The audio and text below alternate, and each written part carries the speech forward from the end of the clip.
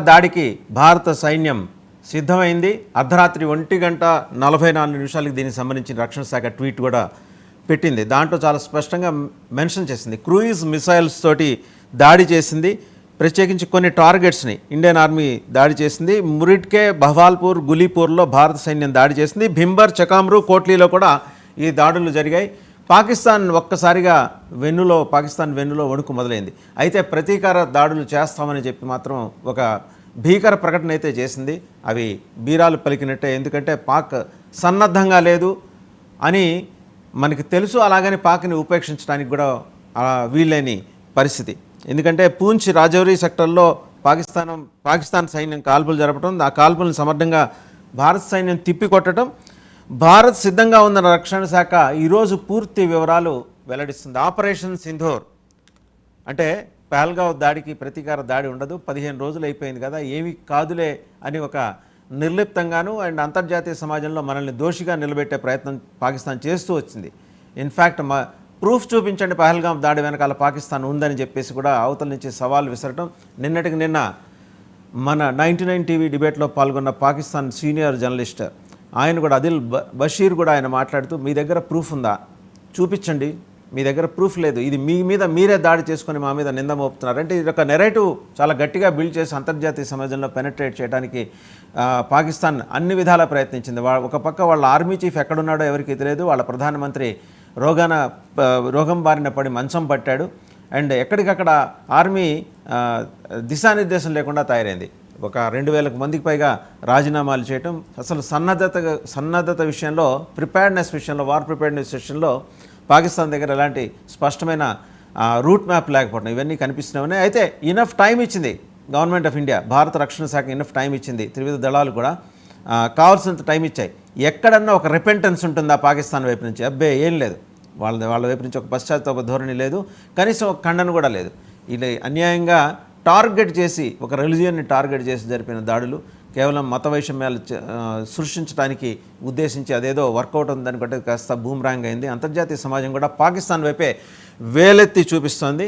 ఈ అంశానికి సంబంధించి కంప్లీట్గా ఇదే అంశానికి సంబంధించి ఈరోజు బిగ్ డిబేట్లో మనతో పార్టిసిపేట్ చేస్తున్నారు పూడి తిరుపతిరావు గారు, బీజేపీ సీనియర్ నాయకులు, అలాగే చందు సాంబశివరావు గారు, జనసేన సీనియర్ నాయకులు, అండ్ గురు వెంకటమూర్తి గారు, టీడీపీ అధికార ప్రతినిధి, జూపూడి ప్రభాకర్ గారు, వైఎస్ఆర్సీపీ సీనియర్ నాయకులు. అందరికీ నమస్తే అండి. To start with Chandu Sambasivarao గారు, 1:40 భారత సైన్యం ట్వీట్ చేసింది మన ప్రిపేర్డ్నెస్ గురించి కానీ, అలాగే మన వ్యూహాల గురించి కానీ, అండ్ అదే సమయంలో చాలా అప్రమత్తంగా పాకిస్తాన్ పౌర సమాజానికి ఇబ్బంది కలగకుండా మన దాడులు ఉంటాయని కూడా ట్వీట్లో స్పష్టం చేసింది. సాంబశివరావు గారు, రాత్రి నుంచే జరుగుతున్న సంఘటనల గురించి సమగ్రంగా వివరించండి.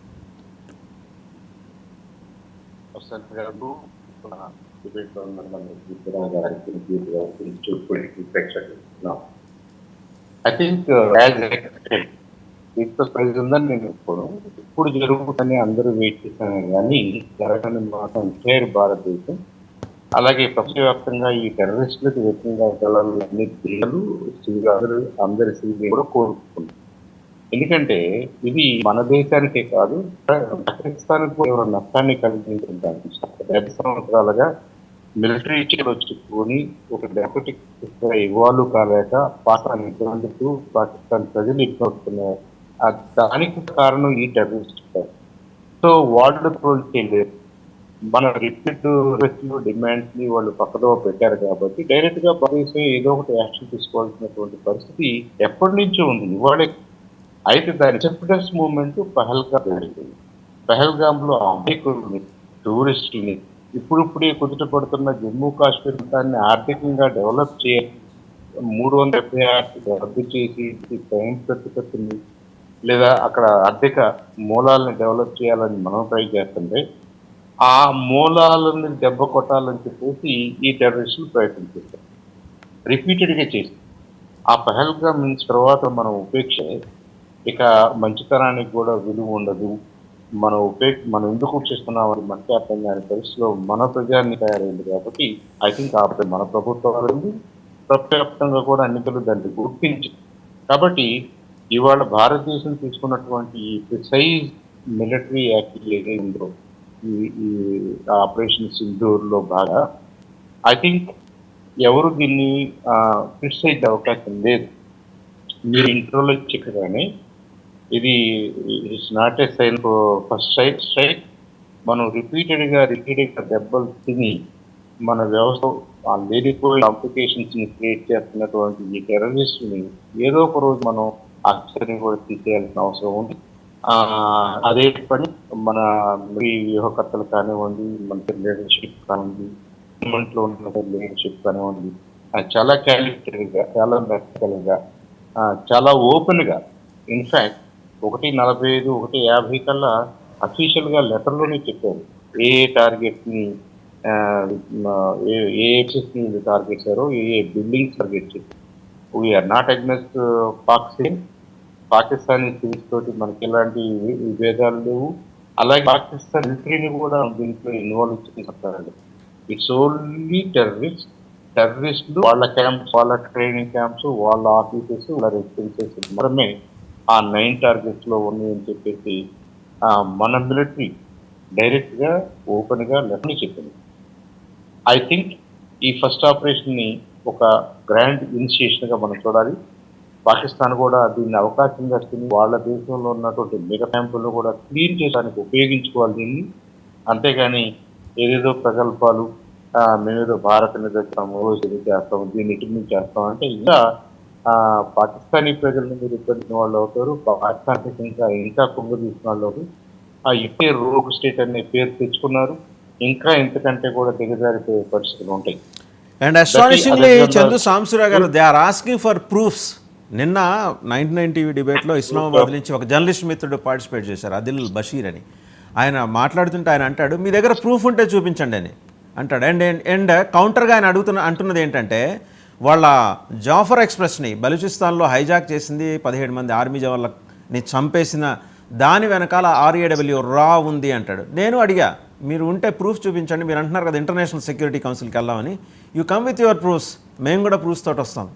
ఆయనకు అంతర్జాతీయ సమాజం కల్లాట 26 మంది చచ్చిపోయి దేశం అంతా ఆందోళన చెందుతుంటే ప్రూఫ్లు కావాలని అడుగుతున్నారు. అంటే సివిల్ సొసైటీలో కూడానండి ఒక సెక్షన్ ఆఫ్ సివిల్ సొసైటీ, నేను సివిల్ సొసైటీ మొత్తాన్ని నేను అంటలేదు, వాళ్ళల్లో కూడా ఈ భావనలని బాగా ఇంజెక్ట్ చేసింది పాకిస్తాన్. అంటే నాగరిక సమాజంలో కూడా విష బీజాలు చాలా బలంగా నాటింది. వాళ్ళు కూడా అలాగే ఆలోచిస్తున్నారు. That's very very unfortunate. అందుకే నేను సివిలియన్స్ గవర్నమెంట్ సపరేట్ గా చూడాలని అనుకుంటాను. ఆ గవర్నమెంట్ కూడా వాళ్ళ రిపీటెడ్ గా మిలిటరీ లీడర్స్ ప్రెసిడెంట్ అవడం, దాంతో ఏమైంది, పాకిస్తాన్ 70 సంవత్సరాలు కరెక్ట్ గా డెమోక్రటిక్ తీసేస్తారు. అది వాళ్ళ లీడర్షిప్ వాళ్ళకి చేసినటువంటి అర్థమైనటువంటి నష్టం. అట్ ద సేమ్ డిక్టేటర్స్ వాళ్ళను వాళ్ళు చేసుకున్నప్పుడు కూడా ఈ నేషనలిస్ట్ ఎజెండానే ముందుకు వస్తారు. పాకిస్తాన్ అన్యాయం జరిగిపోతుంది, పాకిస్తానీ ప్రజలకు అన్యాయం జరిగిపోతుంది, భారతదేశం అన్యాయంగా మనల్ని పెట్టేస్తుందని వాళ్ళ నేరేట్ అది ప్రాబబ్లీ లాస్ట్ 75 years లో అదే చేశారు. వాళ్ళు ఇప్పటికే చేయాలని కోరుకుంటున్నారు, విచ్ ఇస్ రాంగ్. పాకిస్తాన్ మీద ఎలాంటి ఫోకస్ లేదు, ఎలాంటి నెగిటివ్ ఫీలింగ్స్ ఉండవు. మన నైబర్స్ అందరితో సార్క్ రోజుల నుంచి మనం మాట్లాడుతున్నది, మొదటి రోజు నుంచి మాట్లాడు నైబర్స్ అందరూ బాగుండాలి, ఎవరు డెవలప్ కావాలి, రీజనల్ కోఆపరేషన్ ఉండాలి, మన రీజియన్ అంతా డెవలప్ కావాలని భారతదేశం మొదటి నుంచి మాట్లాడుతున్న మాట. ప్రయత్నం చేస్తున్నటువంటి ఆ ప్రయత్నాన్ని వాళ్ళు సరిగ్గా రిసీవ్ చేసుకోలేకపోయారు. At the same time technologically ఆలోచించుకున్నా కానీ వాళ్ళు ఎప్పుడు మనకి ధీటుగా ఉండాలి అని ఎక్కడెక్కడో సామాన్లు కొనుక్కొచ్చుకుని డిస్ప్లేలో పెట్టుకున్నారే కానీ నిజంగా సైన్స్ అండ్ టెక్నాలజీని కూడా డెవలప్ చేసుకోలేదు. వాళ్ళు ఆర్థికంగా డెవలప్ కాలేదు, వ్యవసాయ రంగాన్ని డెవలప్ చేసుకోలేదు. ఏ రంగంలో వాళ్ళు డెవలప్ అయ్యారు? ఈ మిలిటరీ రెటరిక్ తప్ప, ఈ కోతలు కొయ్యటం తప్ప, మేము తేల్చాం విద్యాసం, ఈ ఈ మిలిటరిక్ లీడర్స్ మాట్లాడే మాటలు తప్ప. ఇవాళ అంత పెహల్గామ్ లో జరిగినప్పుడు, పెహల్గామ్ లో ద రెసిస్టెన్స్ ఫ్రంట్ అనే వాళ్ళు ఫ్లై చేసుకున్నప్పుడు, రెసిస్టెన్స్ ఆర్గనైజేషన్ తెలిసినప్పుడు ఆ లష్కర్ తైబా మక్కిల్లో ఉంది కదా, లాహోర్ పక్కనే ఉందా, దాని హెడ్ క్వార్టర్ కొడతని చెప్పేసి చిన్నపిల్లలు కూడా మాట్లాడుతున్నారు కదా. ఇవాళ ఇంకా వాళ్ళకి ప్రూఫ్ ఏం కావాలి? మీరు మాటల ప్రకారమే మీరు చేసి అయితే ఈ సిగ్గును చూసి, బొట్టును చూసి ఆడపిల్లల్ని ఆ బొట్టు చూసి హిందూ అని చెప్పేసి కొట్టారు. అదే పేరుతోటి పేరుతోటి వాళ్ళ లష్కర్ ఏ లేదంటే ఇంకా మిగతా ఆర్గనైజేషన్ జేఈఎం ఆర్గనైజేషన్ వాళ్ళ స్థావరాల్ని పల్వరైజ్ చేయాలి. ఇది ఒక భారతీయ కాదు, భారత పౌరులే కాదు, ప్రపంచవ్యాప్తంగా ఉన్నటువంటి సివిలియన్స్ ఈ యాంటీ టెర్రరిస్టులు ఉండకూడదు కోరుకునే ఫ్యాన్సీలందరూ కూడా కోరుకుని వాళ్ళు భారత్ సర్జికల్ గా రైట్ ఎంత సర్జికల్ గారు మళ్ళీ 1 or 2 feet లోనే 2 అడుగు దూరంలోనే వీళ్ళు అచీవ్ చేశారు. That's for technological advancement. మన డిఆర్డిఓ, మన లీడర్స్, మన లీడర్స్ దేశం మొత్తాన్ని ఒక్క తాటి మీద తీసుకొచ్చినటువంటి యునైటెడ్ ఈ చూడాలి. సీనియర్ శాస్త్రవేత్తగా మీకున్న మొత్తం అవగాహన అనుభవంతో క్లియర్ పిక్చర్ ఇచ్చారు సాంబశివరావు గారు. మళ్ళీ మీ దగ్గరికి వస్తా. తిరుపతిరావు గారి దగ్గరికి వెళ్దాం. పూడి తిరుపతిరావు గారు, మొత్తం 9 ఉగ్ర క్యాంపుల మీద భారత సైన్యం దాడి చేసింది. Very specific targets. ఎక్కడా కూడా సివిలియన్ క్యాంప్స్ మీద, సివిల్ సొసైటీ మీదకి వెళ్ళలేదు. అండ్ రెండో విషయం ఏంటంటే మసూద్ అజహర్ అలాగే హఫీజ్ సయీద్ వీళ్ళిద్దరి ఇళ్లను కూడా ఐడెంటిఫై చేసి వాటిని టార్గెట్ చేసి వాటిని పేల్చేయడం కూడా జరిగినట్టు తెలుస్తోంది. అంతర్గతంగా పాకిస్తాన్ నుంచి వాళ్ళు పోస్ట్ చేస్తున్న సమాచారం ప్రకారం. But at the same time వాళ్ళిద్దరు కూడా అక్కడి నుంచి తప్పించుకున్నారు. 78 ఏళ్ళు అతనికి, హఫీజ్ సయీద్కి. అతను ఆల్రెడీ తప్పించుకొని పీఓకేలో షెల్టర్ తీసుకున్నాడు. ఇప్పుడు పీఓకేలో అతను ఎక్కడ ఉన్నాడు, బిష్నోయ్ గ్యాంగ్ వెళ్ళి అతని కోసం అక్కడ వేటాడుతోంది. సైమల్టేనియస్గా అంటే ఆపరేషన్స్, బార్డర్ వెంబడి అలర్ట్, ప్రిపేర్డ్నెస్, అలర్ట్ ఇవన్నీ మన వాళ్ళు ఇచ్చారు. అవతల వాళ్ళు కూడా ఇచ్చుకున్నారు పీఓకే. వాళ్ళ భయం ఏంటంటే ఈరోజు Karachi port, Gwadar port and PoK ఈ 3 టార్గెట్గా 3 లక్ష్యాలుగానే భారత సైన్యం యుద్ధానికి దిగబోతుంది. అంటే వాళ్ళ ఆయువు పట్టు మీద కొట్టబోతోంది. ఎక్కడా కూడా సివిల్ సొసైటీకి వచ్చిన ఇబ్బంది ఏం లేదు. ఓవరాల్గా అంటే మనం డిలే చేశాము అనే వాళ్ళ మాటలకి అజిత్ దోవల్ గారి ఆధ్వర్యంలో, national security adviser Ajit Doval గారి ఆధ్వర్యంలో రక్షణ శాఖ ఇచ్చిన సమాధానం ఎలా ఉందని మీరు అనుకుంటున్నారు? అందరికీ నమస్కారం. వాసుదేవ్ గారు, మీరు అన్నట్టుగా గడిచిన 2 వారాలుగా ఏదైతే యావత్ భారత సమాజం దాదాపు 150 కోట్ల మంది ప్రతి ఒక్కరు కూడా ముక్త కంఠంతో ఏకవాక్యంతో నినదించినటువంటి ఘడియలు రాత్రి 1:44 ఏదైతే దాడి జరిగినటువంటి సందర్భం నుండి ఈనాటి వరకు జరుగుతున్నటువంటి పరిణామ క్రమంలో ప్రారంభమైనటువంటి ఆపరేషన్ సింధూర్. ఒకవైపు బాలభానుని కిరణాలు వస్తున్నటువంటి తరుణంలో ప్రారంభించడం జరిగింది. ఇవాళ పొద్దున్నే లేచేసరికి యావత్ భారతావని కూడా ఒక పండగ వాతావరణంలో. సాధారణంగా యుద్ధము అనేసి అంటే భయానక ధోరణి, లేకపోతే భయాందోళనలు, లేకపోతే ముందు జాగ్రత్తలు, ఎలాంటి పరిస్థితులు ఉన్నటువంటి సందర్భం నుండి ఇవాళ ఒక పండగ వాతావరణం కనిపిస్తుంది భారతదేశం. దీనికి కారణం ఏదైతే ఉగ్రమూకలు మొన్న జరిగినటువంటి పహల్గామ్ సంఘటన అయితేనేమి, లేకపోతే గత కొంతకాలంగా జరుగుతూ వచ్చినటువంటి నరమేధం నేపథ్యంలో ఇవాళ భారతదేశం యుద్ధ వాతావరణాన్ని కూడా పండగ వాతావరణంగా చేసుకునే పరిస్థితి వచ్చింది. సంతోషం. ఇప్పటికైనా సరే అంటే చాలా మంది నిన్న సాయంకాలం కూడా మనం చూసాం, చాలా మంది మేధావులు అయితేనేమి సాధారణ పౌరులు కూడా ఇంకా ఎందుకు వేచి చూస్తుంది భారతదేశము అన్నటువంటి ఒక ఆలోచన. ఇక్కడ నేను నరేంద్ర మోడీ గారు అన్నో లేదా కేంద్ర ప్రభుత్వం అన్నో లేదు. ఎందుకంటే ఒక దేశం యునైటెడ్ అయ్యి ఒకే మాట మీదకి వచ్చినటువంటి సందర్భం. అఫ్ కోర్స్ 1-2 అపస్వరాలు ఉంటాయి, వాటి గురించి మనం పట్టించుకోవాల్సినటువంటి పని లేదు. వాస్తవం వచ్చింది, సమయం ఆసన్నమైంది. మీరు అన్నట్టుగా భారతదేశం తాలూకా చిత్తశుద్ధి ఏంటనేది ప్రపంచానికి తెలియజేయాల్సినటువంటి ఆవశ్యకత ఉంది. ఎందుకనేసి అంటే ఇవాళ ఒక ప్రపంచంలోనే 3వ స్థానంలో ఉన్నటువంటి ఆర్థిక వ్యవస్థ నేపథ్యం అయితేనేమి, మొదటి స్థానంలో ఉన్నటువంటి దేశ జనాభా నేపథ్యంలో అయితేనేమి, లేకపోయినట్టయితే దేశంలో ఉన్నటువంటి ప్రభుత్వాధినేత తాలూకా ప్రపంచ ఖ్యాతి అయితేనేమి, వీటన్నిటి నేపథ్యంలో వాళ్ళకి లేనటువంటివి మనకు ఉండాల్సినటువంటి కొన్ని జాగ్రత్తలు తీసుకోవడం అనేది అవసరమే. ఆ అవసరమైనటువంటి నేపథ్యంలో, అలర్ట్ నేపథ్యంలో 2 వారాలు వేచి చూసి నిన్న జరిగినటువంటిది. ఈ దాడిలో కూడా ఎక్కడ సాధారణమైనటువంటి పౌరుల్ని టార్గెట్ చేయలేదు.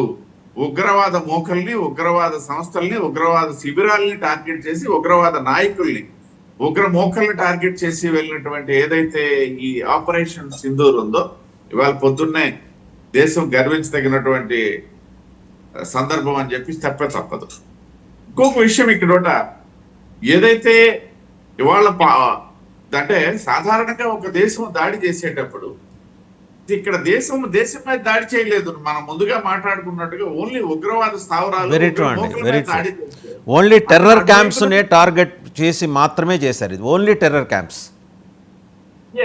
కానీ ప్రతిస్పందన ఎలా ఉందనేసి అంటే వాళ్ళు ఫీల్ అవుతున్నది ఏంటంటే మా దేశం మీద దాడి చేశారు, మేము ఏదో మిమ్మల్ని చేసేస్తామని ఫీల్ అయినటువంటి వాళ్ళు ఒక దేశం మళ్ళీ వాళ్ళ మీద దాడి, ఏమంటారు, వాళ్ళొక దేశం మళ్ళీ దాని మీద దాడి. మళ్ళీ అది ఆల్రెడీ ఇందాకే చెప్పారు, రోగ్ స్టేట్ అని చంద్ర సాంబశివరావు గారు ఇందాకే చెప్పారు. సాంబశివరావు గారి రిమార్క్స్ చాలా వాల్యుబుల్ రిమార్క్స్. ఎందుకంటే ఆ రంగంలో వారికి ఉన్నటువంటి అనుభవం రీత్యా వాటి జోలికి నేను పోదలుచుకోలేదు.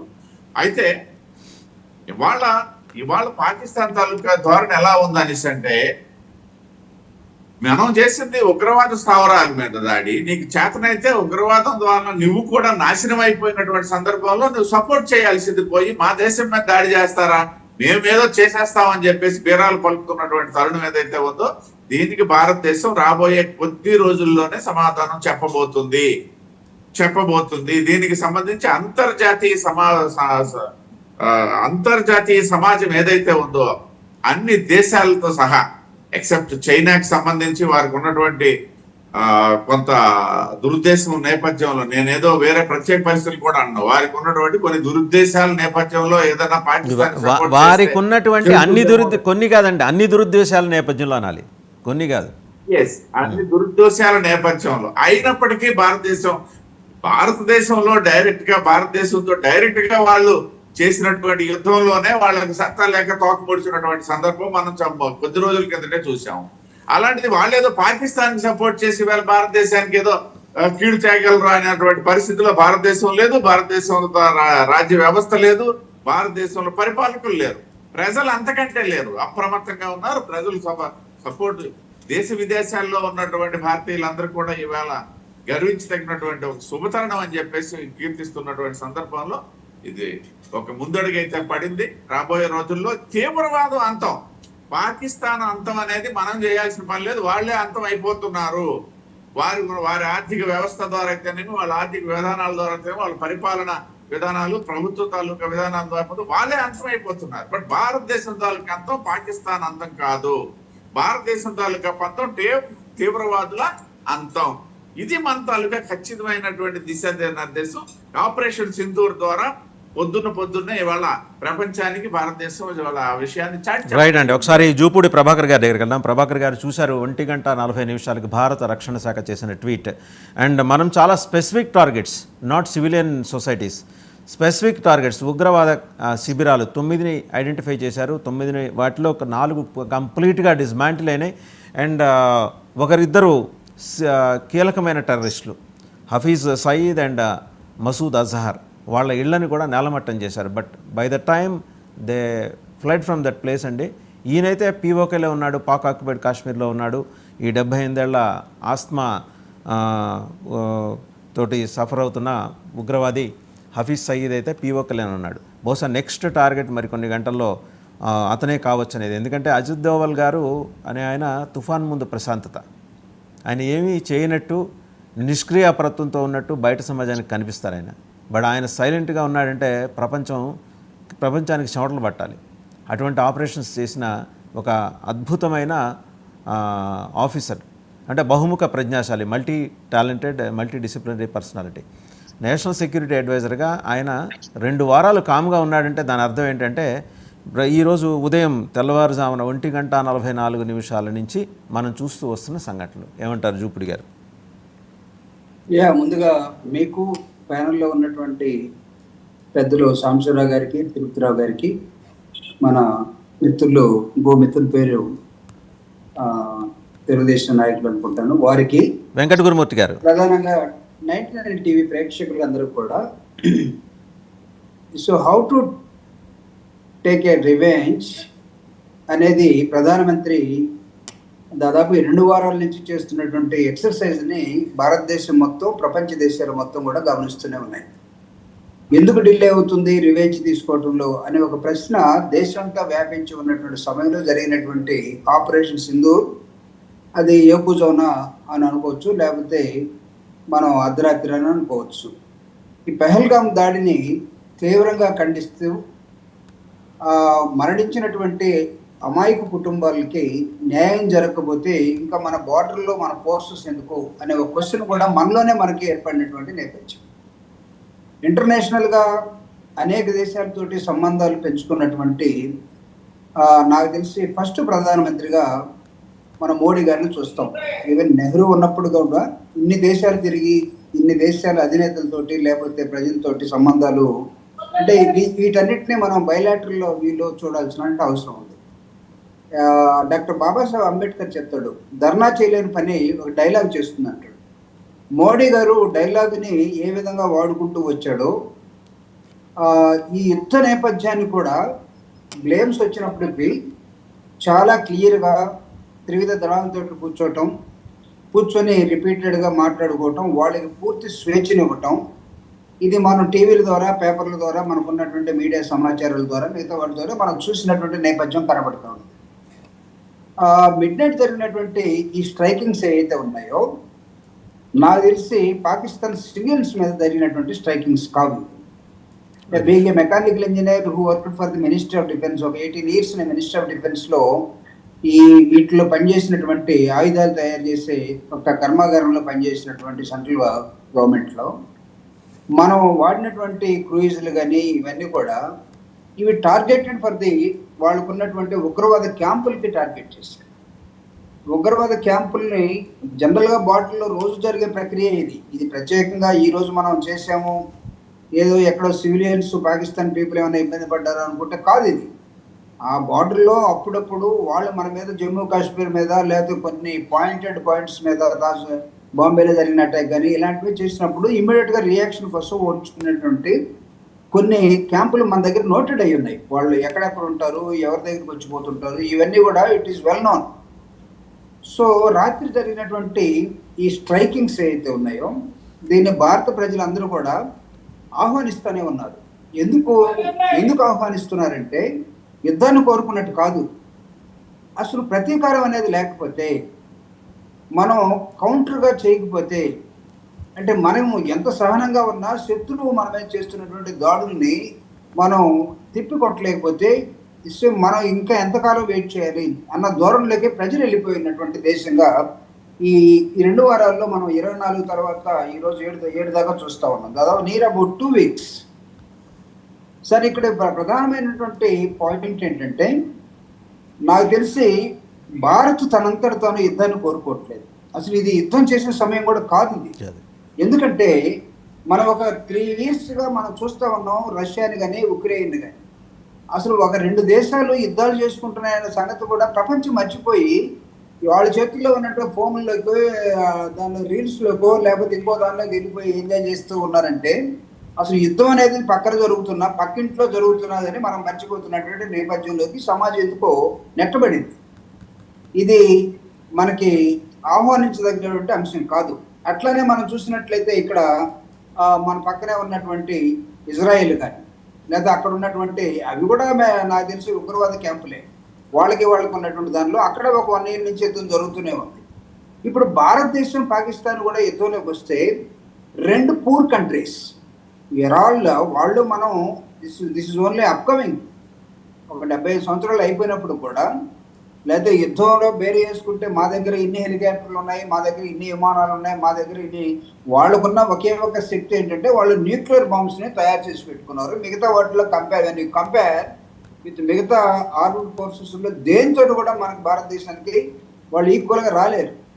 బట్ వాళ్ళు అన్ఫార్చునేట్లీ ఉత్తరప్రదేశ్లో కిమ్ కానీ నా దగ్గర అనుభవాలు ఉన్నాయి అన్నట్టుగానే పాకిస్తాన్ కూడా ఇది ఒకటి నేర్చుకుంది.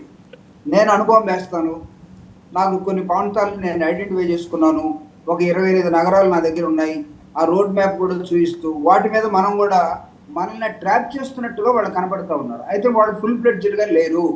నాకు తెలిసి ఇందాక తిరుపతిరావు గారు చెప్పినట్టుగా, సాంబశివరావు గారు చెప్పినట్టుగా, దే ఆర్ నాట్ ఎక్విప్డ్. వాళ్ళ ఉన్నటువంటి ఆర్మీ ఫోర్సెస్ కానీ, వాళ్ళకు ఉన్నటువంటి మిలిటరీ నేవీ ఇష్యూస్ కానీ, ఇవన్నీ చూసినప్పుడు వాళ్ళకి ఇంటర్నల్ స్ట్రగుల్స్ బోల్డ్ ఉన్నాయండి. ప్రధానమంత్రికి ఆర్మీకే చీప్ ఉంది. సడన్ గా ప్రధానమంత్రి దించేసి ఆర్మీ వచ్చే ప్రమాదం కూడా మీరు ఉంది అక్కడ. ప్రస్తావన చేశారు కాబట్టి జూపిడి గారు ఇక్కడ ఒక చిన్న సందర్భం అంటే అవుట్ ఆఫ్ ద బాక్స్ కాదు, విత్ ఇన్ ద సబ్జెక్టే. మీరు జాగ్రత్తగా గమనిస్తే April 26న అబోటాబాద్లో both the prime minister of Pakistan and army chief they were present in a defence programme. That's what they have mentioned in their official websites, defence వెబ్సైట్లో. Interestingly వాళ్ళు mention చేసిన అదే సమయానికి ఈయన హెమరాయిడ్స్ ప్రాబ్లమ్స్ తోటి మిలిటరీ హాస్పిటల్లో అడ్మిట్ అయి ఉన్నాడు. ఒకే ప్రధానమంత్రి షహబాజ్ షరీఫ్ అక్కడేమో చాలా హుందాగా మంచి సూట్ వేసుకొని డిఫెన్స్ ప్రోగ్రాంలో ఉన్నాడు అక్కడ. ఇక్కడేమో చాలా నీరసంగా ఫేస్ పెట్టుకొని హాస్పిటల్లో ఉన్న పిక్చర్ ఇమేజ్ కూడా రిలీజ్ చేసింది వాళ్ళే. ఇందులో ఏది నిజం? అసలు షహబాజ్ షరీఫ్ ఇంకొక అవగాహన ఏంటంటే ఆయన ఆర్మీ బందీగా ఉన్నాడని. జనరల్గా మీకు తెలుసు, మీరు కూడా డిఫెన్స్ రంగంలో ఇందాకే అన్నారు 18 ఏళ్ళు పైబడి మీరు పనిచేశారు. వాళ్ళు ఎప్పుడైనా సరే మిలిటరీదే అక్కడ రూల్. ఆయన అంటుంటాడు కదా సౌదీ రాజు, ప్రపంచంలో అన్ని దేశాలకి సైన్యం ఉంటే పాకిస్తాన్లో మాత్రం సైన్యానికి దేశం ఉందని. అలాగే ఇప్పుడు చూడండి, రెండు contrasting observations which I mentioned the other day with Adil Bashir, senior journalist from Islamabad. అడిగితే he was tight lipped, he had no answer. అంటే ఏమవుతుందంటే సార్, ఇక్కడ డిఫరెంట్ ఒపీనియన్స్ రైజ్ కావచ్చు, కానీ డెమోక్రటిక్గా మనం అన్నింటినీ మాట్లాడిస్తాము, చూస్తాము. మనం కూడా ఒక వ్యూకి రావాలంటే we have to collect all the opinions, number 1. Number 2, ఎవరైతే సఫరర్స్ ఉన్నారో, లేకపోతే ఏ కంట్రీ అయితే సఫర్ అయిందో, ఏ కంట్రీ అయితే మన భారత ప్రధాని ఇంకొక చోట అరేబియన్ కంట్రీస్లో ఉన్నప్పుడు సడన్గా మన దేశ సరిహద్దుల్లో జరిగినటువంటి ఈ ఉగ్రవాద దాడిని ఖచ్చితంగా మనం ఖండించాల్సిన అవసరం ఉంటుంది. దానికి రియాక్షన్ తీసుకోవాల్సిన అవసరం కూడా ఉంటుంది. యుద్ధ వాతావరణం మనం సృష్టించింది కాదు. మనం ఎప్పుడు కూడా భారతదేశం తనందరి తాను, మీరు వెళ్ళండి 1947 నుంచి ఈ రోజు వరకు పాకిస్తాన్కి మనకి దాదాపు 4 యుద్ధాలు జరిగాయి. ఏ యుద్ధంలో కూడా వాళ్ళు ఎక్కడ వాళ్ళు పైకి వచ్చింది కూడా లేదు.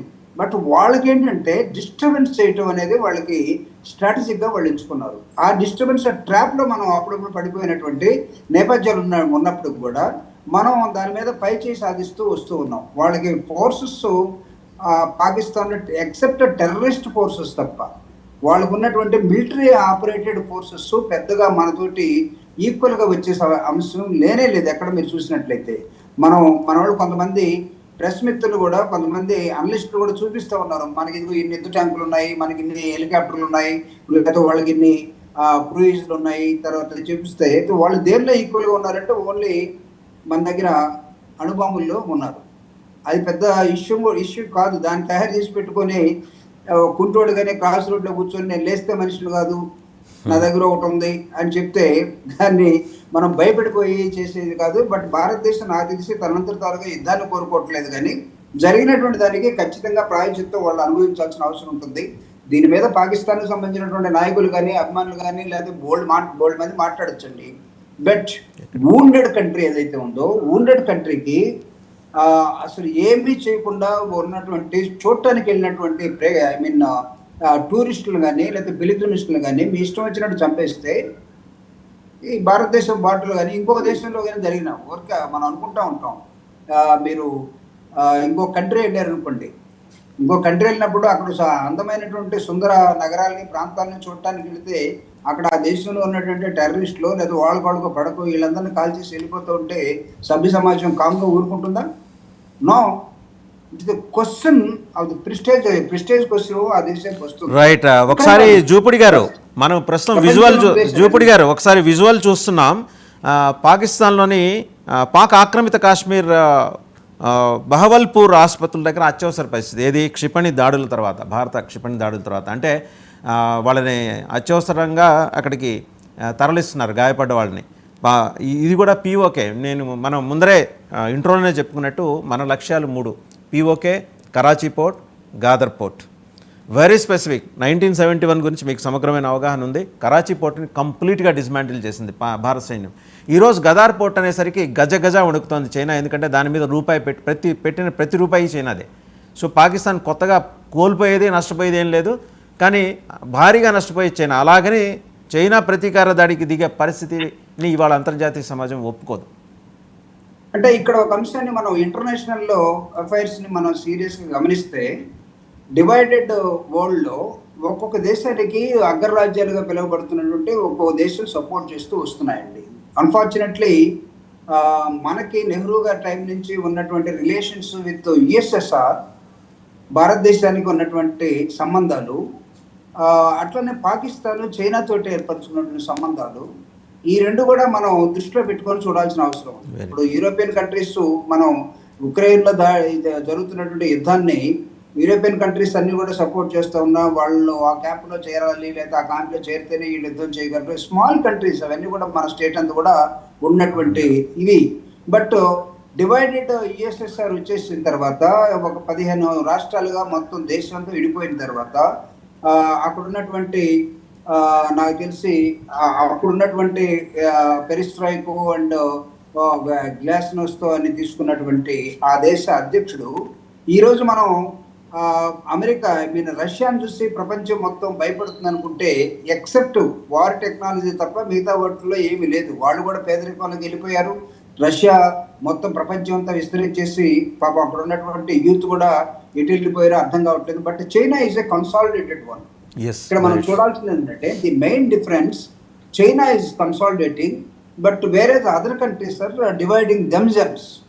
When China is supporting Pakistan, as long as చైనాకు ఉన్నటువంటి అప్హోల్డ్ ఏదైతే ఉందో, ఇప్పుడు మనకు తెలిసి మనం అనకూడదు కానీ, మీరు అమెరికా ఒక స్టార్ వార్ టెక్నాలజీ తోటి యుద్ధం చేయాలనుకున్నటువంటి అగ్రరాజ్యాలుగా ఉన్న రష్యా, అమెరికా, ఆ రష్యా డివైడ్ అయిపోయిన తర్వాత అమెరికా ఇంకెవరితోటి యుద్ధం చేయాలి స్టార్ వార్ టెక్నాలజీ అని అవన్నీ మానేసుకొని ఉన్న నేపథ్యంలో, అంటే ఆకాశంలో యుద్ధాలు మానేసుకున్న నేపథ్యంలో మనకి ఒక పెద్ద స్ట్రాటజిక్ పాయింట్స్ తోటి భారతదేశం చుట్టూరు అల్లుకుపోయినటువంటి ఒక దేశం ఏదైనా ఉందంటే, యుద్ధానికి కానీ లేకపోతే ఆయా కంట్రీస్ కానీ కబళించడానికి కానీ, మీకుండు అక్కడ ఉన్నటువంటి చాలా దేశాలు, చైనాకు చుట్టూరు ఉన్న దేశాలని కబళించడానికి సిద్ధంగా ఉన్నటువంటి చైనా ఒకవైపు కనబడుతున్న నేపథ్యంలో వెరీ కేర్ఫుల్ మన చుట్టూతో ఉన్న దేశాలని చైనా ఎందుకంటే వాళ్ళకి స్ట్రాటజిక్ పాయింట్స్ ఉన్నాయి.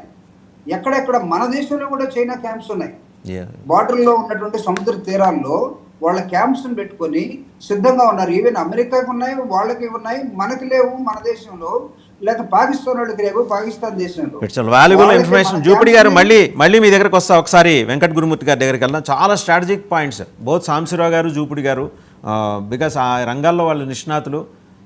ఆయన డైరెక్ట్గా శాస్త్రవేత్త, ఈయన డైరెక్ట్గా డిఫెన్స్లో పనిచేశారు జూపిడి గారు. వెంకట గురుమూర్తి గారు, వార్ ప్రిపేర్డ్నెస్ విషయంలో మనం ఎక్కడా వెనక్కి తగ్గలేదు.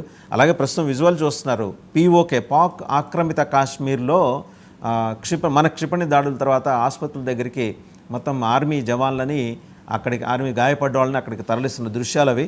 అండ్ ఇప్పటికీ కూడా పాకిస్తాన్లో ఒక రిపెంటెన్స్ లేదు. ప్రతీకార దాడులు చేస్తామని పొద్దున 4:55 వాళ్ళు అసలు వాళ్ళ ఆర్మీ చీఫ్ ఉన్నాడో లేదో తెలియదు. వాళ్ళ ప్రధానమంత్రి హాస్పిటలైజ్ అయి ఉన్నాడు. పూర్తిగా అంటే డిసింటిగ్రేట్ అయిపోయింది. దాని కంట్రీ అనలేండి, ఇందాక సారన్న మాటకి నేను కట్టుబడి ఉంటాను, రోగ్ స్టేట్. మీరేమంటారు? వాసుదేవ్ గారు, మీకు ప్యానల్లో ఉన్నటువంటి తిరుపతిరావు గారికి, చంద్ర సాంబశివరావు గారికి, జూపూడి ప్రభాకర్ గారికి, డబల్ టీవీ వీక్షకులకు హృదయపూర్వక నమస్కారాలు తెలియజేసుకుంటూ, ఏదైతే పెహల్గాం ఉగ్రదాడి ఉందో ఆ ఉగ్రదాడిని ప్రతీకారంగా మరి రాత్రి 1:44 మరి సింధూర్ ఆపరేషన్ పేరిట దాడి చేయటాన్ని యావత్ భారతదేశం కూడా అదే ఆశించింది, సంతోషపడతా ఉన్నారు.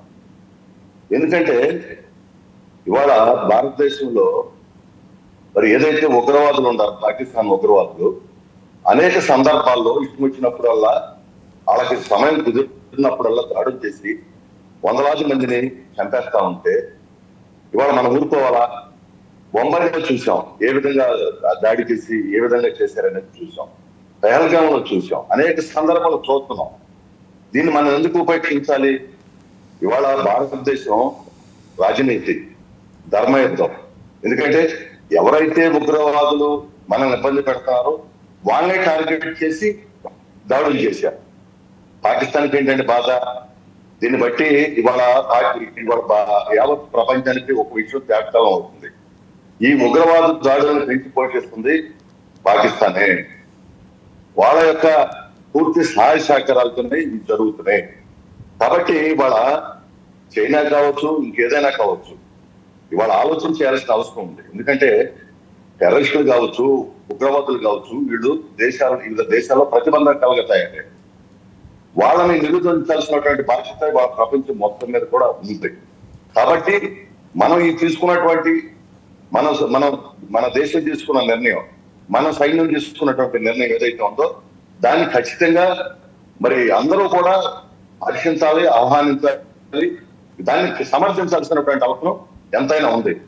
ఇంకా దానికి అలా కాకుండా కూడా పాకిస్తాన్ వాళ్ళు కూడా ఏదో పుంచి కానీ రజౌరి ప్రాంతాల్లో మరి వాళ్ళు కూడా ఏదో మేము ప్రతిదాడి చేస్తామంటే ఇక్కడ భారతదేశ సైన్యం చూస్తూ ఊరుకోదు. వాళ్ళకి ప్రతిగా అన్ని రకాలు కూడా దేనికైనా సరే ఇవాళ మన దేశం సిద్ధంగా ఉంది. ఇవాళ ఏదైతే ఉగ్రవాదులు ఉన్నారో ఖచ్చితంగా ఏరియా చేయాల్సింది. 9 ఉగ్రవాద ప్రాంతాలను టార్గెట్ చేసి వాళ్ళు దాడులు చేస్తా ఉన్నారు.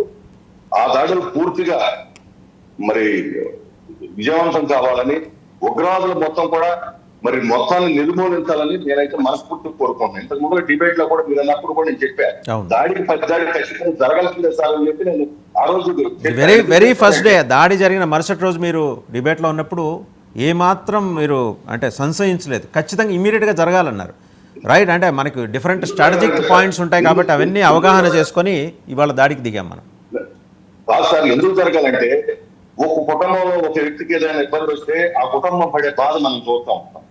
ఇవాళ ఉగ్రవాదులు దాడులు చేసి బట్టలు ఒప్పదీసి నువ్వు ఏ మాత్రం ఏ కులం అని చెప్పి చంపేస్తా ఉంటే ఆ ఎదవలో ఎందుకు ఊరుకోవాలండి? ఆ దేశాన్ని ఎందుకు ఉపేక్షిస్తారండి? ఖచ్చితంగా దాడి జరగాల్సినటువంటి అవసరం ఉంది. ఇప్పుడు నా భరతమాత రక్తసిక్తం అవుతా ఉంటే, ముక్కలుగా చేస్తా ఉంటే ఊరుకోవాలా? ప్రతి భారతీయుడు కూడా ఇవాళ కడుపులో ఎదిగిపోతా ఉంది. ఇవాళ ఇక్కడ ప్రాంతాలు, కులాలు, మతాలు ఏం లేదు. భారత జాతి మొత్తం ఒకే ముక్త కంఠంతో ఈ దాడిని ఖండిస్తా ఉంది. ఉగ్రవాదం నిర్మించాల్సినటువంటి అవసరం ఉంది. అప్పుడే మనం ప్రశాంతంగా ఉంటాం. దానికోసం ఈ దేశం తీసుకునే ఏ నిర్ణయానికైనా సరే ప్రతి పౌరుడు కూడా కట్టుబడి ఉన్నాడు. ఎందుకంటే ప్రపంచం మొత్తం కూడా ఇక్కడ చూస్తా ఉంది. ఈ చూసే దాంట్లో కూడా మన రాజనీతి ఉంది, ధర్మయుద్ధం ఉంది. ఏ ఒక్క పౌరుడు కూడా ఇబ్బంది లేకుండా, ఏ ఒక్క పౌరు సమాజానికి భంగం కల్పించకుండా కేవలం ఉగ్రవాదులను టార్గెట్ చేసి మన వాళ్ళు దాడులు చేశారు. తప్పే ఉందండి, చేసే తప్పే ఉంది. వాళ్ళకు కూడా మంచిదేగా, అక్కడ ఉగ్రవాదం పోతుంది కదా, దాన్ని సమర్థించాల్సిన బాధ్యత పాకిస్తాన్కి ఉంది కదా. అలా కాకుండా వాళ్ళ వెంకాలు పలుకుతూ ఏదో చేద్దామంటే ఇక్కడ వెనక తగ్గేదే లేదు. దేనికైనా సరే వాళ్ళ సిద్ధంగా ఉంటారు. ఈ దేశంలో నరేంద్ర మోడీ గారి నాయకత్వంలో మొత్తం పార్టీ యొక్క ఏ చర్యనైనా సరే ఈ రోజు నుంచి ఖచ్చితంగా ఇవాళ ప్రతి పౌరుడు కూడా ఉంటాయి అనుకుంటున్నారు. ఇన్ని సంవత్సరాలు ఇబ్బందులు పడ్డాం, ఇవాళ ఖచ్చితమైనటువంటి నిర్ణయం తీసుకున్నారనే మాట ప్రతి సమాజంలో ఈ మాటను పడుతుంది వాసుదేవ్ గారు. దీన్ని నేను పూర్తిగా సమర్థిస్తున్నాను. నేను ఏదైతే ఆ రోజున ఫస్ట్ రోజు నాకు చాలా బాధ అనిపించింది. అంతమందిని చంపేసి అన్ని కుటుంబాలు బాధపడతా ఉంటే, ఈ దేశం ఇబ్బంది పడతా ఉంటే ఆ యదవను ఎందుకు ఉపేక్షించాలి, ఎందుకు ఊరుకోవాలి? కాబట్టి దేనికైనా సరే ఈ పాకిస్తాన్ గతంలో కూడా చూసాం ఎన్ని ఇబ్బందులు పెట్టింది. వాళ్ళు ఇక్కడి నుంచి భవిష్యత్తులో ఈ దేశానికి ఎలాంటి ఇబ్బంది లేకుండా ఒక నిర్దిష్టమైనటువంటి చర్యను ఇవాళ ప్రభుత్వం తీసుకుంది. భవిష్యత్తులో ఉగ్రవాదులు అనే మాట లేకుండా ఇవాళ తేల్చాల్సిన అవసరం ఉంది, తేల్చేస్తున్నారు. రైట్, ఒకసారి అండి సాంబశివరావు గారి దగ్గరికి వెళ్దాం. సాంబశివరావు గారు, ఒకసారి మన స్ట్రెంగ్స్ మాట్లాడుకుందాం. Indian army as well Pakistan army. Active Indian ఆర్మీకి 51,37,550 మంది అంటే మన సైన్యం, military personal. And Pakistan has approximately 17 lakhs అండి, 17 లక్షలు యాజ్ పర్ ద డేటా. అయితే 14 lakh యాక్టివ్ పర్సనల్ ఉన్నారు మనకి, వాళ్ళకి 6.5 lakh యాక్టివ్ పర్సనల్. అయితే ఇది ఎంతమంది ఉన్నారనేది లెక్క కాదు, కానీ స్ట్రాటజిక్గా ఎక్కడ మనం వాళ్ళని డిప్లాయ్ చేశాము, ఎలా పోరాడుతున్నాము, మన వ్యూహాలు ఏంటి అనేది ఇక్కడ మ్యాటర్. ఖచ్చితంగా మీరు వాళ్ళకున్న ఆయుధ సంపత్తి, మనకున్న ఆయుధ సంపత్తి. అతను వాళ్ళ డిఫెన్స్ మినిస్టర్ మాట్లాడాడు, డిఫెన్స్ కాదు ఇంకొక మినిస్టర్, ఆయన మాట్లాడుతూ 130 న్యూక్లియర్ వార్ హెడ్స్ మా దగ్గర ఉన్నాయని. పిచ్చోడి చేతిలో రాయి కూడా మంచిది కాదు కదండి. వాళ్ళు స్ట్రాటజిక్ లొకేషన్, మనం కూడా మనకే ఉన్నాయి, స్ట్రాటజిక్ లొకేషన్లో పెట్టాం. బట్ మనం విజ్ఞత ఉపయోగిస్తాం, వాళ్ళు ఉపయోగించరు. మన దానికి సంబంధించి మన వైటల్ ఇన్స్టాలేషన్స్ రక్షణ మీద చాలా అప్రహెన్షన్స్. రాత్రి నుంచి రకరకాల కథనాలు. మన తీర ప్రాంతం ఈస్ట్ కోస్ట్లో చూస్తే ఈస్టర్న్ నేవల్ కమాండ్ ఉంది, అటు western naval command, bay of Bengal and Arabian sea, రెండు వైపులో కూడా మనకి చాలా క్రూషియల్. మరోపక్క ఇందాక జూపుడి గారు అన్నట్టు చైనా నక్కి కూర్చుంది. డిఫరెంట్ ప్లేసెస్లో వాళ్ళ స్థావరాలు ఏర్పాటు చేసుకుంది, సైనిక స్థావరాలు మనల్ని చుట్టుముట్టి. శ్రీలంక పేరుకి శ్రీలంక కానీ పరిపాలిస్తున్న చైనా, అది మీకు తెలిసిందే. అలాగే పాకిస్తాన్లో ఇవాళ 2 పూట్ల ఎవరైనా అన్నం తింటున్నారంటే అందులో 75 పైసలు రూపాయలు, 75 పైసలు చైనావి. సో అంత చైనా అంత కట్టుదిట్టంగా పాకిస్తాన్కి దన్నుగా నిలబడినప్పుడు బహుశా వీళ్ళ దగ్గర ఆపరేషనల్ క్యాపబిలిటీస్ లేకపోవచ్చు కాక Pakistan, but China May support them. China ఆ సాహసానికి ఒడిగడుతుందా? ఎందుకంటే మన మీద మొదల నుంచి అక్కసు వెళ్ళగక్కుతుంది కదా చైనా. రైట్ వర్ష గారు, పెద్దలు చాలా మంచి మంచి విషయాలు తీసుకొచ్చారు తెర మీదకి. ఇక్కడ ఇందాక గురుమూర్తి గారు అన్న దాంట్లో ఒక మంచి పాయింట్ ఉంది. భారతదేశానికి ఉన్న స్ట్రెంత్ ఏంటంటే మీరు చదివిన నంబర్స్ కాదు, ఈ పర్టికులర్ ఇష్యూలో నైతిక బలం మనకుంది, మన మార్గం ధర్మ మార్గంలో ఉంది. కాబట్టి మన దేశ ప్రజలందరూ యునైట్ అవ్వడానికి ఒక మంచి అవకాశం ఉంది. యునైట్ అయ్యారు. వాళ్ళల్లో ఆ అసంతృప్తి కానీ, ఆందోళన కానీ, ఏదో ఒక ప్రతీకారం తీసుకోవాలన్నది ఏదో ఈ ప్రాంతం ఆ ప్రాంతం, ఈ స్టేట్ ఆ స్టేట్ అని కాదు, ఎంటైర్ పాపులేషన్లో కనపడింది. అంటే మన ధర్మ పద్ధతి మీద, మన మార్గం మీద, మన కల్చర్ మీద దీన్ని దాడిగా చూశారు కాబట్టి ఈ రియాక్షన్ వచ్చింది ఎంటైర్ భారతదేశం. దీంట్లో మళ్ళీ నేను ఈ రిలీజన్ ఆ రిలీజన్ అంటే ఆ డీటెయిల్స్ కూడా వెళ్ళాల్సిన అవసరం లేదు, అలాంటి వెళ్ళే అవకాశం లేదు. ఇప్పుడు ఇంతగా డ్రైవ్ చేసినటువంటి నరేంద్ర మోడీ గారు, మన చంద్రబాబు నాయుడు గారు మొన్న సభలో మాట్లాడుతూ ఎప్పుడు ఆయన ఒక రకంగా కనపడేవాడు, మొన్న చాలా గంభీర్యంగా కనపడ్డాడని ఒక మాట మాట్లాడాడు. ఆ గంభీరం వెనుకున్నటువంటి, ఆ గాంభీర్యతకి వెనుకున్నటువంటి ఆ ఆలోచనాత్మకమైనటువంటి విధానాలు ఏవైతే ఉన్నాయో, ఇట్స్ బ్యాక్డ్ బై నైతికత, బ్యాక్డ్ బై ధర్మం, supported by science and technology. DRDO లాంటి ఎస్టాబ్లిష్డ్ ఇన్స్టిట్యూషన్స్ మనకున్నప్పుడు, మన ఈ డిఫెన్స్ ఎస్టాబ్లిష్మెంట్ అంతా కూడా బ్యాక్డ్ బై సైంటిఫిక్ డెవలప్మెంట్ అయినప్పుడు దీన్ని పాకిస్తాన్ ఒంటరిగా ఫేస్ చేయగలదని నేను అనుకోవట్లేదు. పాకిస్తాన్ దగ్గర అలాంటి సామర్థ్యాలు లేవు. First of all they are and defence. ఇది డిఫెన్సివ్ సైడ్లో ప్లే చేస్తున్నారు వాళ్ళు ఒక తప్పు జరిగిపోయింది, ఆ తప్పు చేస్తున్న వాళ్ళని రక్షిస్తుంది వాళ్ళు అన్నది వాళ్ళ ప్రపంచం గుర్తించింది, అది వాళ్ళకి తెలుసు. ఇందాక మీరు అన్నారు చూసారా, ఒక సీనియర్ జర్నలిస్ట్ ప్రూఫ్ చూపించమన్నాడని. ప్రూఫ్ ఆయనకి తెలుసు, ఆయనకి 100% తెలుసు ఆయన మనసులో. కాకపోతే ఏంటంటే నటిస్తున్నారు వాళ్ళు. ఆ నటన వాళ్ళకే నష్టం చేస్తుంది. వాళ్ళు సౌదీ అరేబియా అన్నట్టుగా మిలిటరీ ఓన్డ్ గవర్నమెంట్ అది. కాబట్టి ఆ మిలిటరీ ఓన్డ్ గవర్నమెంట్ చేతుల్లో నుంచి వాళ్ళు బయటకు రావాల్సిన అవసరం ఉంది.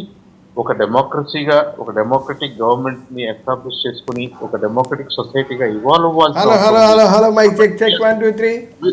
Hello, excuse me.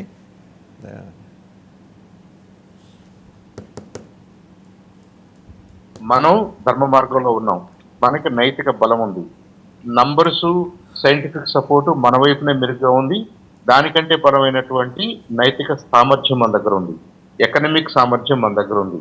We are on the right side, they are on the wrong side. ఇది ఉన్నప్పుడు మనం మళ్ళీ క్లియర్గా ఏం చెప్తున్నామంటే, మీరు స్థావరాలని ఎలిమినేట్ చేయట్లేదు, మీరు టెర్రరిస్ట్ని నిరోధించట్లేదు, మీకు మేము హెల్ప్ చేస్తామన్నా మీరు తీసుకోవట్లేదు, కాబట్టి మేము చేయాల్సి వస్తుంది. So we're going against terrorist and their camps only. Pakistani మిలిటరీని మనం ఎంగేజ్ చేయట్లేదు, పాకిస్తానీ మిలిటరీ సైట్స్లోకి మనం వెళ్ళలేదు, పాకిస్తానీ సివిలియన్స్ను మనం టార్గెట్ చేయలేదు, పాకిస్తానీ ఎస్టాబ్లిష్మెంట్స్ను మనం టార్గెట్ చేయలేదు, పాకిస్తానీ అసెట్ ఎలాంటి అసెట్లో కూడా మనకి ఇంట్రెస్ట్ లేదు. అయితే ఇంటర్నేషనల్లీ యాక్సెప్టెడ్ లీగల్ ప్రొసీజర్స్ ఏమైతే ఉన్నాయో ఏప్రిల్ 22వ తారీఖు నుంచి మనం వాటిని వాడుకుంటున్నాం, వాటిని మాత్రమే వాడుకుంటున్నాం. ఇంటర్నేషనల్ కమ్యూనిటీ దేన్నైతే లీగల్గా 2 దేశాల మధ్య కాన్ఫ్లిక్ట్ వచ్చినప్పుడు ఇది లీగల్ ప్రొసీజర్ అని అనుకుంటుందో, ఆర్థిక ఆంక్షలు అనుకోండి, సహకారంలో ఆంక్షలు అనుకోండి, గతంలో చేసుకున్నటువంటి ఒప్పందాలని టెంపరీగా అబెయన్స్లో పెట్టడం అనుకోండి, ఇవన్నీ కూడా యునైటెడ్ నేషన్స్లో మిగతా దేశాల్లో సమక్షంలో అందరూ ఒప్పుకున్నటువంటి, అన్ని దేశాలు ఒప్పుకున్నటువంటి లీగల్ మార్గాలు. భారతదేశం లీగల్గానే ఉంది ఇవాళ కూడా. కాబట్టి దీని చుట్టూ ఏం జరుగుతుంది, దీని వెనక చైనా పాత్ర ఎంతవరకు ఉంది, చైనా ఏం చేయబోతుంది, చైనా ఎందుకు చేయబోతుంది అంటే I think China is a very wise country.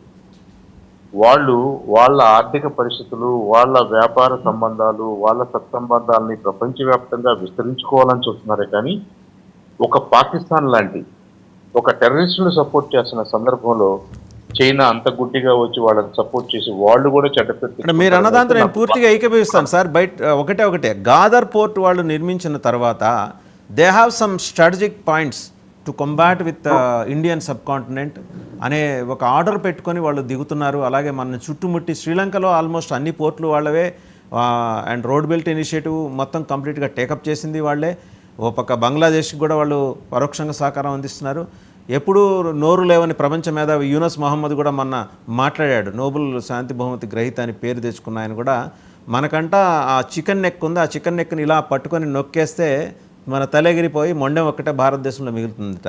ఆ 60 కిలోమీటర్ల వెడల్పు ఉన్న ఆ ప్రాంతం అది ఈశాన్య రాష్ట్రాలకి మిగిలిన రెస్ట్ ఆఫ్ ది కంట్రీ తోటి కనెక్ట్ చేస్తుంది కాబట్టి ఆ చికెన్ నెక్ను నొక్కేస్తారట.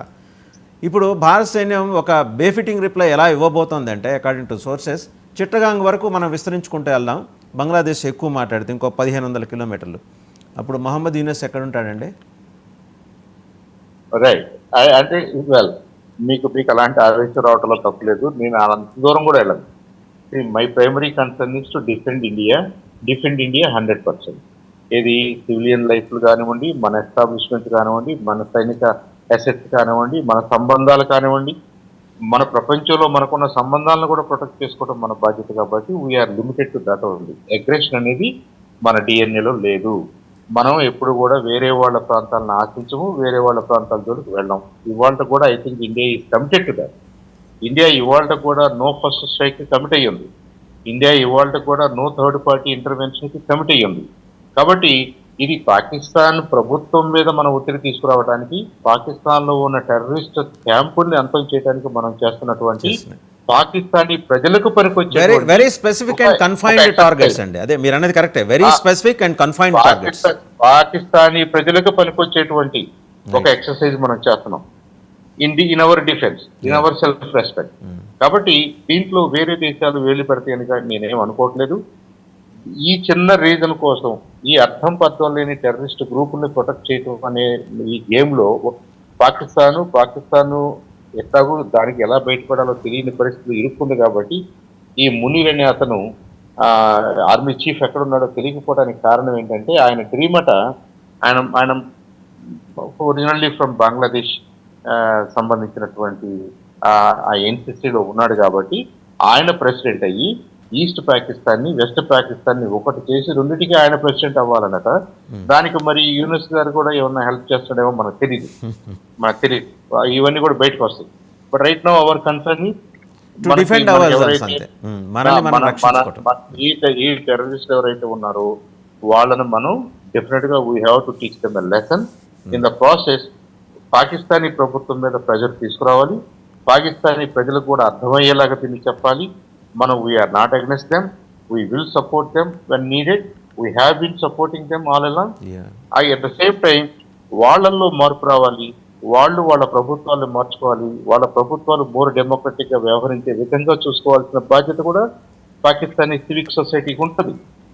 ఇవన్నీ జరుగుతున్నప్పుడు ఇవన్నీ మనం చేయడానికి కారణం, ఇవన్నీ చేయగలగడానికి కారణం ఒకటి, మనం రైట్ సైడ్ లో ఉన్నాం.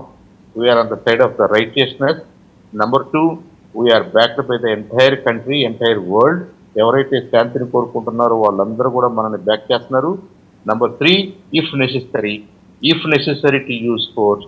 మనంత సైంటిఫిక్ బేస్ కానీ, మనంత టెక్నాలజికల్ బేస్ కానీ, మనకున్నటువంటి సిస్టమ్స్ కానీ, మనకున్నటువంటి డెమోక్రటిక్ స్ట్రక్చర్ కానీ పాకిస్తాన్కి లేదు. కాబట్టి పాకిస్తాన్ మళ్ళా అలాంటి పొరపాటు చేస్తే, అలాంటి ఆలోచనలు ఏమన్నా well explained, well elaborated Chandu Sambasivarao గారు. అంటే అనుభవం, చందు సాంబశివరావు గారి అనుభవం ఇక్కడ స్పష్టంగా కనిపించింది. మనల్ని మనం డిఫెండ్ చేసుకోవడంతో పాటు పాకిస్తాన్ని కూడా ఉగ్రవాద క్యాంపుల బారి నుంచి బయటపడేయాలనే ఉద్దేశంతో మనం ఆపరేషన్ చేస్తున్నాం. ఒకసారి తిరుపతిరావు గారి దగ్గరికి వెళ్దాం. తిరుపతిరావు గారు, ఇప్పుడు జస్ట్ అందుతున్న ఇన్ఫర్మేషన్ ఏంటంటే మసూద్ అజహర్ని ఆల్మోస్ట్ ఈ వాజ్ న్యూట్రలైజ్డ్, చంపేసినట్టు, అంటే భారత సైన్యం చేతిలో అతను చనిపోయినట్టు సమాచారం అందుతోంది. Yet to be confirmed by Indian defence, but కీలకమైన సమాచారం. And he was caught. ఇంకా రెండో ఆయన ఉన్నాడు కదా, ఉబ్బసం రోగి, ఆయన 78 ఏళ్ల వృద్ధుడు సయ్యద్, హఫీజ్ సయ్యద్, ఆ బార్డర్కి వచ్చి అన్నాడు కదా, మాకు నీళ్ళు ఆపితే మీకు శ్వాస ఆపుతామని. ముందర ఆయనకు శ్వాసకు సంబంధించిన సమస్య ఉంది, అది మర్చిపోయి ఆయన మాట్లాడాడు. He was also reportedly cot by Indian defence, అక్కడే పిఓకేలోనే. సో ఈ రెండు కీలక పరిణామాలు. మరోపక్క ఆందోళన చెందిన పాక్ ప్రధాని షహబాజ్ షరీఫ్ హాస్పిటల్ నుంచి తప్పించుకొని స్పెషల్ ఫ్లైట్లో ఈ ఫ్లడ్ ఫ్రమ్ ద కంట్రీ. ఇది కూడా మేబీ దీంట్లో ఈ స్పెక్యులేషన్స్లో కొంత అతిశయోక్తి ఉండొచ్చు, బట్ సత్యదూరం అయితే కాదు. అర్ధ సత్యాలు అయి ఉండొచ్చు, సత్యదూరం అయితే మాత్రం కాదు. సో ఇవన్నీ అంటే వాళ్ళ ప్రిపేర్డ్నెస్, వాళ్ళ బీరాలు, ఎండ్ ఆఫ్ ది డే వాళ్ళ రిజల్ట్. తిరుపతిరావు గారు,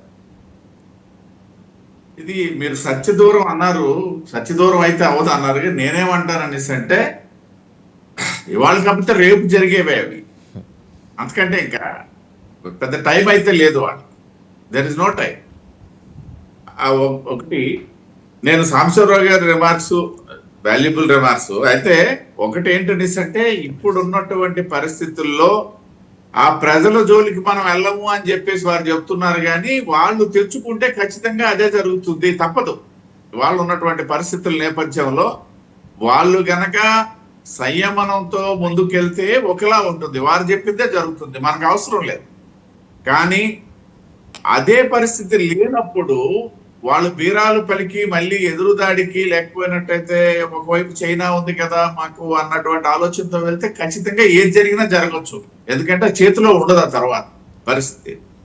వాళ్ళ బలమైనటువంటి సంకేతం అయితే భారతదేశం ఇవ్వదలుచుకుంది. రాబోయే రోజుల్లో అంటే పాకిస్తాన్ ద్వారా, నేను ఏదో నా పార్టీ అధికారంలో ఉన్నది, మోడీ గారు ఉన్నారు అని చెప్పడం కాదు, దేశం ఆంతరంగిక భద్రత విషయంలో కానీ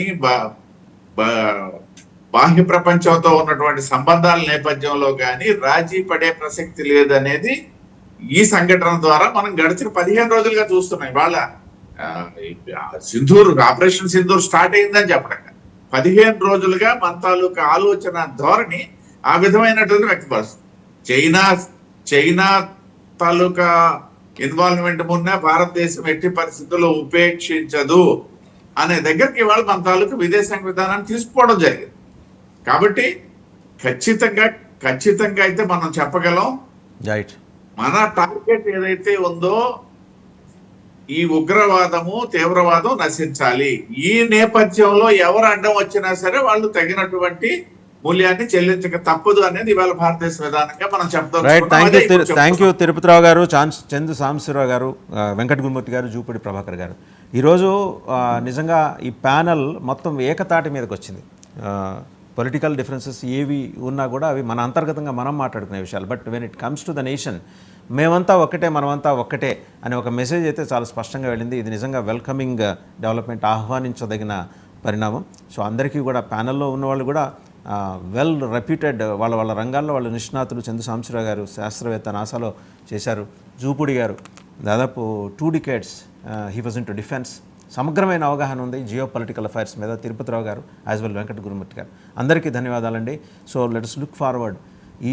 ఈ సాయంత్రం లోపల ఇంకేమేమి జరగబోతున్నాయో. మసూద్ అజహర్ని మట్టుబెట్టారు, అండ్ అలాగే హఫీజ్ సయ్యద్ని అదుపులోకి తీసుకున్నారు, అండ్ పాక్ ప్రధాని భీతిల్లి దేశం నుంచి పారిపోయాడు. ఇది ఇప్పటివరకు ఉన్న ఇన్పుట్స్. మళ్ళీ లేటెస్ట్ ఇన్పుట్స్ తోటి మళ్ళీ మరి కాసేపట్లో కలుద్దాం. Thank you very much for watching big debate.